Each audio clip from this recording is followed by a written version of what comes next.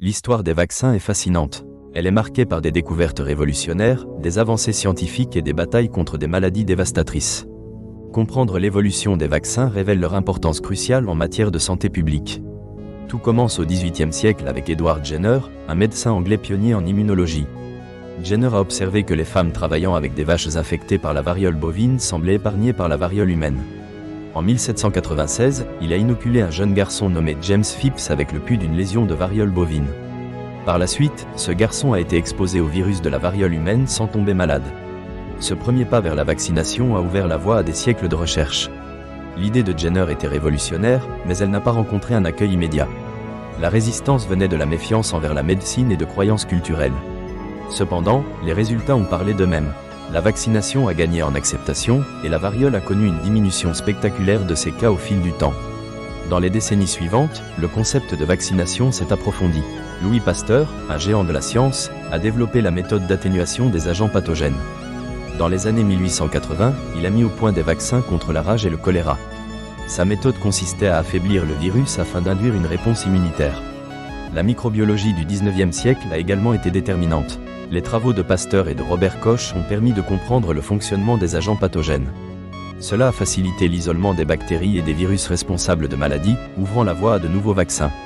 Au début du XXe siècle, avec l'arrivée des vaccins contre la diphtérie et le tétanos, la vaccination est devenue un pilier de la santé publique. Les campagnes de vaccination de masse se sont intensifiées, entraînant une diminution significative des cas de ces maladies.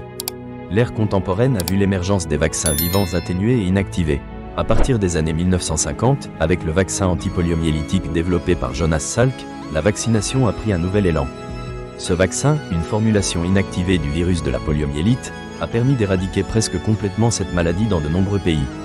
Les recherches sur les vaccins continuent d'évoluer avec des innovations telles que les vaccins à ADN et ARN messager, développés notamment pour faire face à la pandémie de Covid-19. Ces nouvelles technologies permettent d'atteindre efficacement des cibles spécifiques et d'accélérer le développement des vaccins. Malgré ces avancées, la lutte contre les maladies infectieuses n'est pas terminée. La résurgence de certaines maladies, comme la rougeole dans des régions où la vaccination a chuté, rappelle l'importance de maintenir une couverture vaccinale élevée. Les mouvements anti-vaccins, alimentés par la désinformation sur les réseaux sociaux, mettent en péril des décennies d'efforts en matière de santé publique. Ils entraînent des recrudescences de maladies jadis considérées comme éradiquées. Des débats éthiques émergent également sur l'obligation vaccinale et le consentement éclairé, des enjeux délicats face à la santé publique. En conclusion, l'histoire des vaccins est celle de la lutte contre des ennemis invisibles. De Jenner à Pasteur, chaque scientifique a contribué à faire des vaccins des outils indispensables pour la santé mondiale. Leur évolution témoigne de la résilience de la science et de notre capacité à innover.